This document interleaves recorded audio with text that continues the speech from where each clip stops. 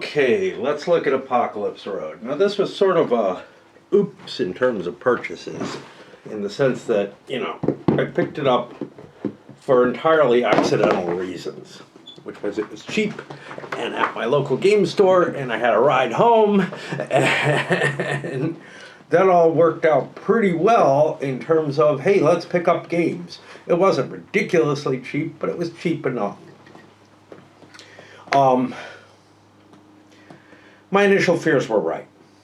The movement, I could tell from reading the rules. The movement rules are the ones from Thunder Alley. They are absolutely unbelievable. The game is not a simulation at all. It is what I would term a thematic game. It has a theme, and it's designed around that theme.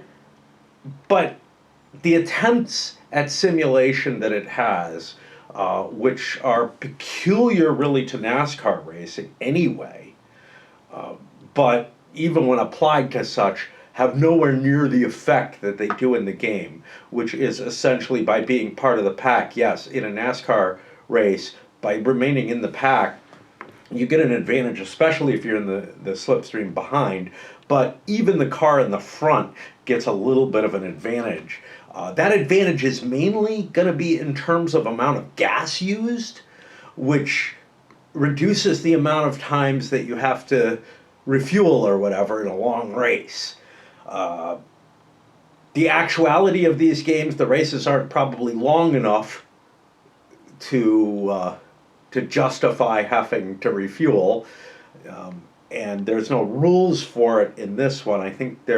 I know that there's pit rules that are sort of an option or an expansion or something like that to the other games. But and you could make the argument, yeah, but it's representational. Okay, but here's the thing: those movement rates in this game, a pack moves multiplicatively according to the number of cards that are in the pack. Now, there's a little bit of fudging in there, but you're not going to get 100% increase by having any number of cards associated and packed together. You're not going to get 100% increase in speed on any car, and in this, you get well over that with large lines of cars. Okay.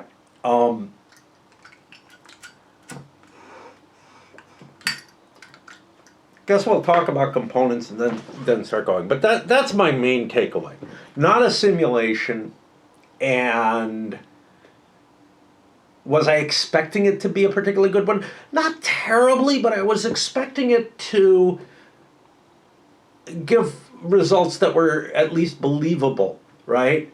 I was expecting the design for effect of that speed aspect to work to some extent. Now, there are other parts, and I'll hit to them later, that it's not accurate with. And what's worse than that is the gameplay, while fun, is more burdensome, I would say, to me, than Car Wars is. Car Wars, this incredibly detailed attempt at simulating, where you're using gauges to do your turns and all kind of stuff like that, where you're pulsing movement and everything. While each full movement sequence is more detailed in Car Wars, I found that the burden was less. It just blew things up more and got that better detail at more accuracy. I still haven't looked to see if I have Car Wars stuff around. I know I have the original game and I could fiddle around and do something with that, but I'm hoping I have my old Deluxe or Designer's Edition, which was really just a rule. This was perfect, by the way. Car Wars sold just the rule book. You were expected to buy the game, but then you got just the rule book. Very much like when the Captain's Edition came out in SFB, or I think ASL sold just the rules. I know you can get it now. All right, we'll get to the boards in a bit because I want to go into more cards. Pretty standard GMT fare, a little stiffer than I like. A little hard to shuffle, especially with the one big deck here. You don't have to reshuffle a hell of a lot of times. It's not terrible. They're not the worst armored cards that GMT makes. The counters. I found some color distinguishment issues and something I'm going to get to later, which is a lot of lookup. Part of this is because of the numbering on the cars. I get that that's a thematic decision more than anything else.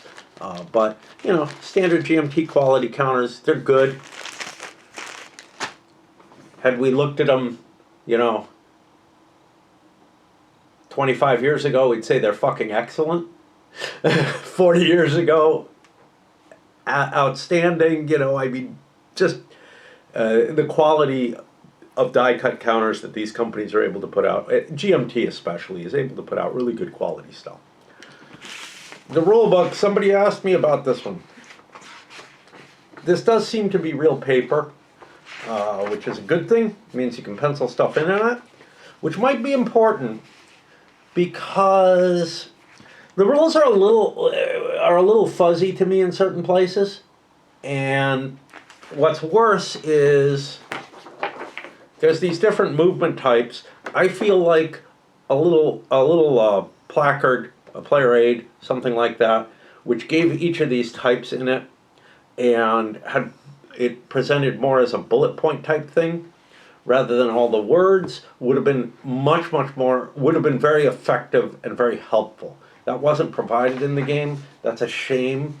I know the cost of printing and whatnot, but there's not a hell of a lot that comes in this game, and it went for a good amount. These guys, again, I had a lookup issue with them, but they're good quality stock, a little glossy, something that I'm worried about. You're not going to want to mark these up for any reason, unlike the rulebook.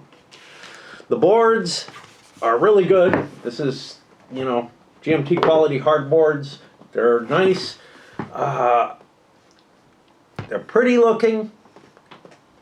There's something weird on the board that I had where you kind of started right before the finish line, which technically by the rules I think means every car kind of gets a point right away. But the problem I have is they're a little too similar.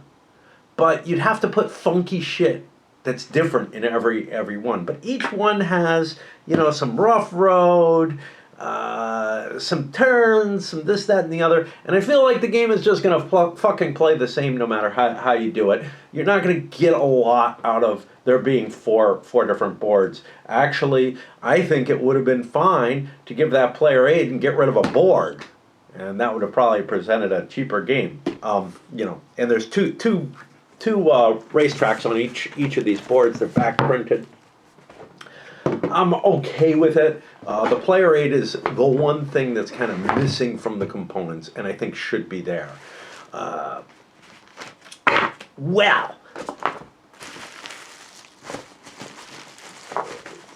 tight fits. There's no insert, so I got no extra room. The card decks barely fit. Okay. So, let me go over some of the major things in the rules that kind of irked me. I already talked about the movement system, right?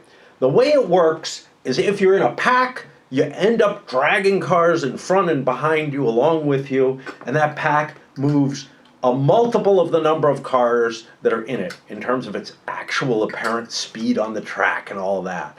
And I don't know, maybe you can come up with something hand-wavy about it being representative and, you know, it's showing up over, you know, multitudes of turns and everything. But, you know, you're avoiding other cars on the track and all kind of shit like that in ways that you'd be dilating time in a way that just makes it just as bad. So no matter what you do to argue that this has some kind of reasonable representation of what's going on during the race, you fail, as far as I'm concerned. So when you're talking about a racing game and the core movement is unbelievable, right? I mean, I would believe. Look, Speed Circuit has a better one. Basically, the thing that it tried to accommodate for, which is this NASCAR pack movement, it gets that effect in the sense that cars do operate in packs, although they kind of try to jiggle out of them in ways that aren't really meaningful. Like they're trying to cheat people out of the pack bonus and stuff. You've got something that just bears no relation to reality when it comes down to it. The speed differentials are too high. Everything about it just doesn't make sense. So what you're doing is you're trying to be representative of one little piece of a NASCAR race that I'm told only really applies on a few of their tracks anyway, at least to any really significant factor. And you're breaking the movement completely. I can't believe the number of people in the comments who say, what a great simulation of racing this is. Bull fucking shit. I mean, seriously. It just isn't. And that's a serious problem with it. I did find that the explanations of these was a little hard to grasp. It didn't give all the different cards and their different effects. Things like diagonal movement, you have to kind of put pieces together to make them make sense. You have to do a little bit more mental gymnastics than I like. Then again, in the game itself, you're going to have to do a lot more mental gymnastics than I like. I don't like having to juggle numbers and keep looking things up and going back and forth. And that is a huge problem in this game. Trying to remember, as you're trying to make your decision for a turn, you have to know the speeds of all your cars, their locations on the map, what their potential initial targets are, what their weapons are and facing, how many hits are on the targets. You just have so many different things that all can join into it. I guess this is what makes up for, there's not really a strategy to the game. I tried to come up with some kind of, for the initial cars, a selection criteria that, worked on strategy, basic, general strategy for a player. Things like, do you want speed? Do you want armor? Do you want weaponry? What do you want to focus on? Well, I don't know how much that matters. There's a hell of a lot of luck in the game, too. And so the two things that are going to impact you the most are luck, which I don't mind at all. I like a lot of luck in my games. They're, to me, what makes simulations be fun, right? And games as well, for the most part. You can make your argument about Go or chess, where there's not any luck at all. Or something like 18XX, where there's an emergent chaos without luck, which is kind of a weird situation that I think is one of its big attractions. But this has a shit ton of luck in it, and that's fun. The reason that kind of luck is fun is it's like, oh, I've got you, I've got this sealed up and everything, and then, oops, that happened, right? You think you've got everything perfect and it falls apart, and those can be funny for everybody involved, even the victim of it. Just because it's not because you fucked up, it's because the luck screwed you. And somehow those are just, when somebody makes a mistake, I feel like the person who made it feels terrible, right? Because they fucked up their situation and they feel bad about it. And then if they kind of express that, it kind of makes everybody else feel kind of bad. I guess the same thing is true if somebody takes bad luck badly. So, it's a matter of personalities and whatnot. My personality is one where I'm really upset with myself when I fuck something up, especially if I cheated accidentally. If I broke the rules without meaning to, I call it cheating. I find that very, very disturbing, and sometimes I'm there, sitting there like, yeah, I definitely did. Okay, now I got to tell everybody, and boy, I hate that, and like put them in a position where, they got to make some kind of decision as to what kind of penalty or whatever.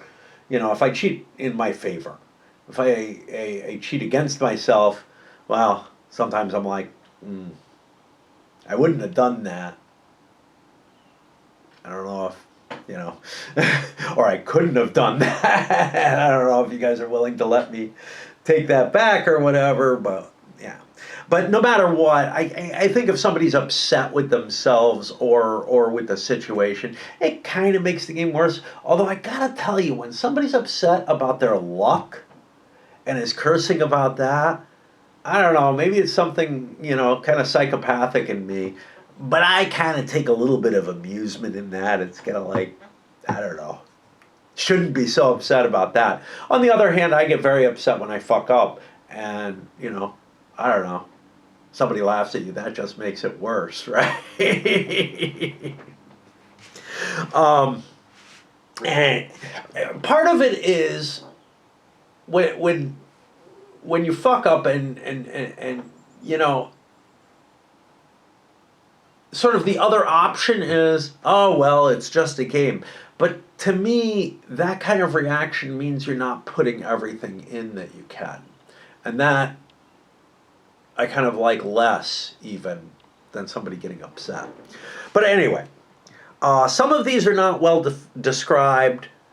They're defined fine. If you look at them, if you put it together, you can get to the answer, but it takes more work than I'd like to get to it. Now, with multiple plays, I'm sure you get used to these, and they become very, very easy to cope with. Especially, you know, yeah, some of the special cases and shit like that.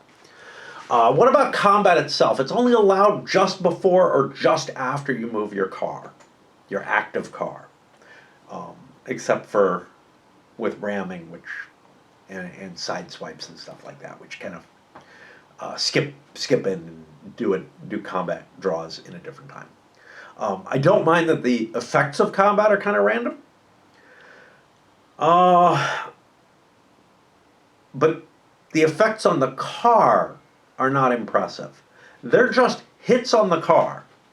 And there are events and things like running out of gas that just afflict you with hits. That feels absolutely wrong. I kind of feel like, you know, gas should be tracked instead if you're going to worry about that. Why are you running out of gas? Well, maybe your gas tank is holed or something like that. But that doesn't like just put hits on your car and make it closer to destruction. Some of the other things like transmission being damaged or something like that, they should affect your movement. They should have other implications rather than simply, oh yeah, my car's near being destroyed. You know, it takes another 3 hits or something like that. Struts, same thing. Struts are going to fuck up your capability of continuing to move and steer and stuff like that. They're going to screw with your car's capabilities. Cars are never affected at all by damage. They're just destroyed. You also don't have wrecks on the board. That feels like it's a big miss. These aren't things that I'm like, oh wow, because these are things you can kind of say, I'm abstracting this away. Yeah, I'm trying to make a simple game, whatever. So they're not that terrible the way the movement system, which is the core to this game and to Thunder Alley and the whole series. Well, there's I guess only 3 to it, but it's the core to the game, and it's wrong, but this one adds combat, and it adds it in such sort of a slapdash sort of way. It's like, why the fuck even bother?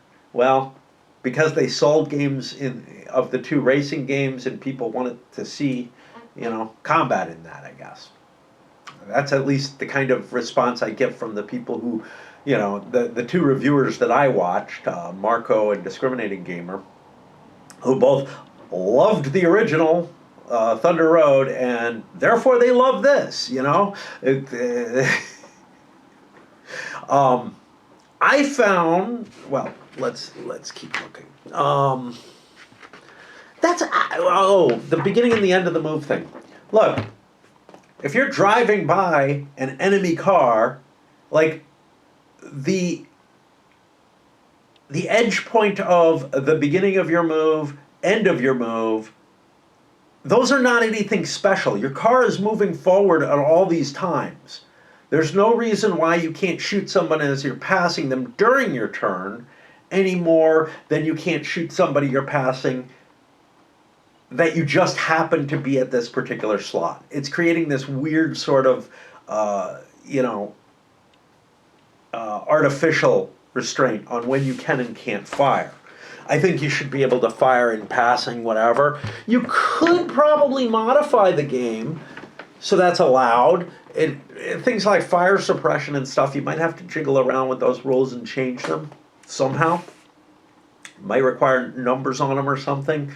That you have to move at least half your movement between the two or something like that. So that would be something that's actually fixable, where the game has this unreasonable restriction on you for simplicity, for abstraction, whatever. But the big problem is the core movement rate. So anyway, everything the game's trying to simulate is fucking garbage. It just really is. How is it as a game? I play Monopoly. It's not trying to simulate anything. I think it's a kind of cool game. I don't know if it's better than this, but it meets that kind of fun value when I put aside the simulation value of it. Even though the simulation and the narrative is all important to me, another thing about the simulation side of things, the kind of race that's designed in this, cross the finish line. So you have 12 victory points that you have to clear. And you get a victory point for crossing the finish line each time that you do so, and you get a victory point for each car you shoot. And sometimes, for no real reasonable reason that I can think of within any kind of, racing or auto destruction type, event that I could imagine actually being designed, every now and then somebody decides, I guess crossing the finish line should be worth twice as much right now. Or I guess destroying enemy cars should be twice as much for a short period of time. So only the next few get it. So it's like, the way I looked at it was, oh, bonuses, double value for crossing the finish line, which is just, what? What? I would have much rather something as a whole that had a more believable model, one that actually is used in the real world. Something like first car across the finish line X number of times wins the race. That's pretty common. I don't know what Thunder Road does. I'm hoping it does that and not this stupid point counting, that this point counting was added in to try to give an advantage so that people could get points for destroying cars as well. You could, of course, it's also judged by team, which makes things kind of weird as well. Because teams don't usually compete. You have teams that work together in the race, but as far as I know, it's still the winning car that crosses. And a team member might sacrifice some of his advantages in order to help the leading team member keep a lead over other cars. Anyway, to me, adding weaponry and combat capability is just a mechanism would make a decent mechanism for knocking out enemy cars in a straight race. Don't give them any points for it, just put it in there. A la Circus Maximus, okay? Or certain Car Wars races that, were defined in the arena pack. But let's put aside all the simulation stuff, all that complaint, which is massive to me, because then it just becomes theme that's not really aligned with any kind of reality. Now, it is definitely thematic. The game is designed to represent a race in some sort of way. It just fails completely on every level of what it's trying to simulate, as far as I'm concerned, in terms of the big pieces. But that said, it's kind of fun to play. There's capabilities for take that's and for screwing with people, not so much by shooting them. You know, it's funny, the discriminating gamer said, "Oh, I like how you're able to shoot people. It feels nastier that way." I gotta tell you, the game feels nastier because you're fucking with the lines. But shooting someone adds a little bit to that capability, but I find fucking with where somebody, you know, leaving a car out of the pack by your tricky moves feels more dicky than trying to shoot someone, which is just so random. You're not calculating that out and getting, you know, and you're not necessarily targeting people because you can't shoot the car as you're driving by it.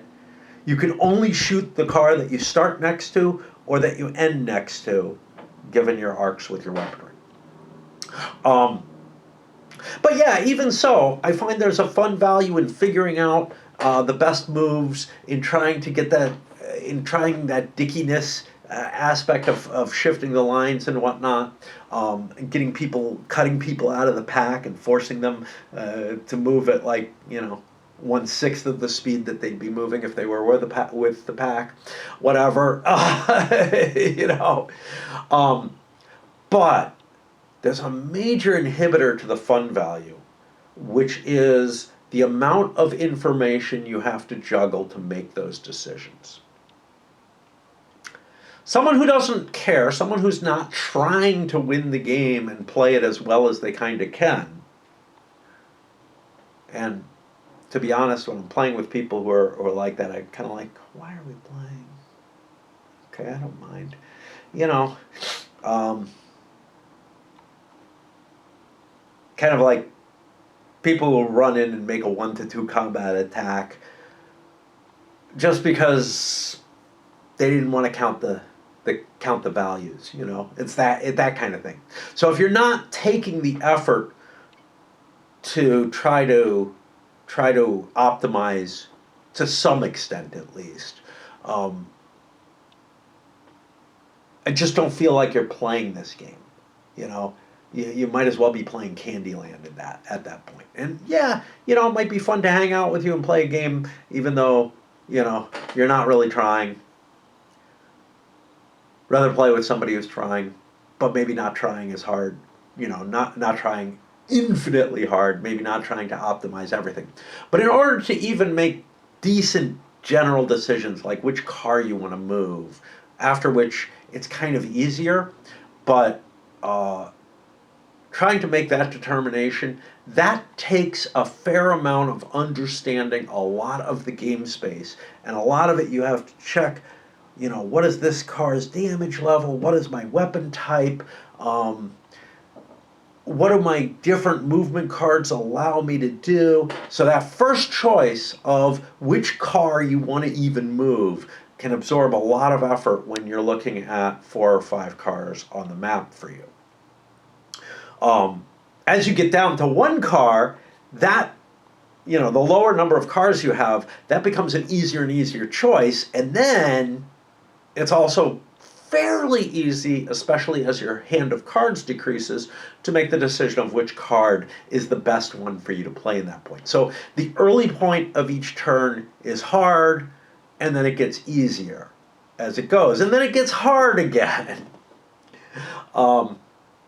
So that the amount of difficulty in juggling the decision making, you know, and the basic, you know, understanding of how to play it at all well is a bigger burden than I like in a game by far.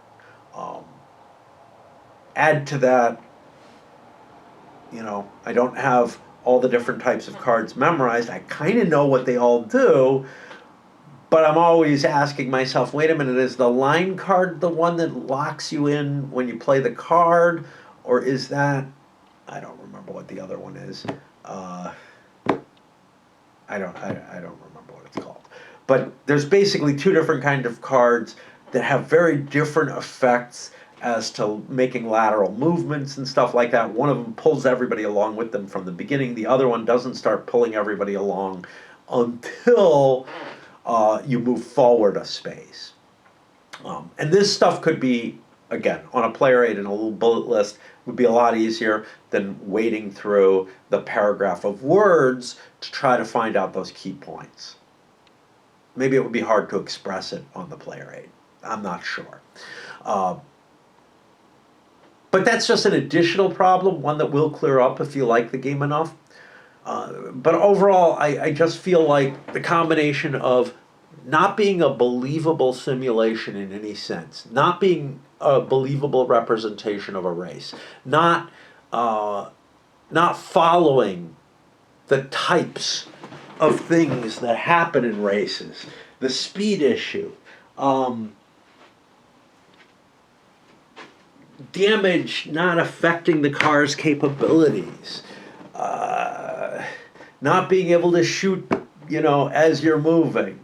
Just all this shit. Maybe not having range as well, especially with the fucking rocket launcher. That thing should have, at least 2 hexes range, right? Yeah. Without all these factors, or with them handled very, very poorly, it just fails completely as a simulation and becomes a Monopoly type of level of simulation, right? It's no longer, you're not making the decisions that the person in the driver's seat would be making to any degree. You're not faced with the same challenges that they're faced with. It becomes a gameplay game, just like Express. Maybe about trains, but it's a game of rummy when it comes down to it. You're just matching trains, right? You just have different rules that feel kind of train-like. This is some sort of weird, abstract, game, okay? If you start to parse it too much and start to look at it too much, you're like, so much doesn't make sense. In fact, nothing makes real sense, that it's just a coding layer. Like the design for effect was to provide the imagery of a race, but and maybe keep those packs together and have guns firing and all that. But like,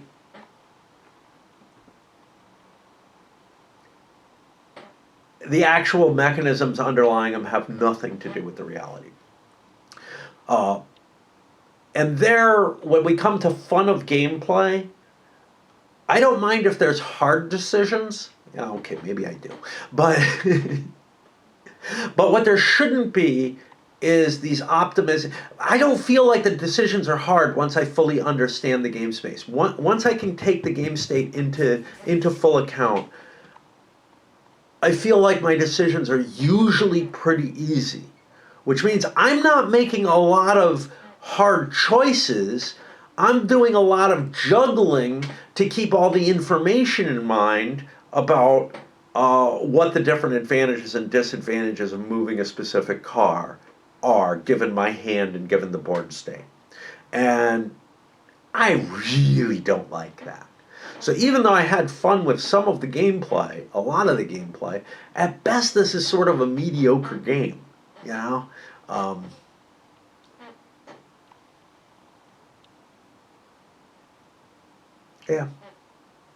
And I'd put up with a lot more of that juggling and pain in the ass stuff because it would matter less if it was a reasonable simulation. Because then I would make my decisions based on reality, and I wouldn't have to be doing these abstract game calculations to see what gets me the best advantage.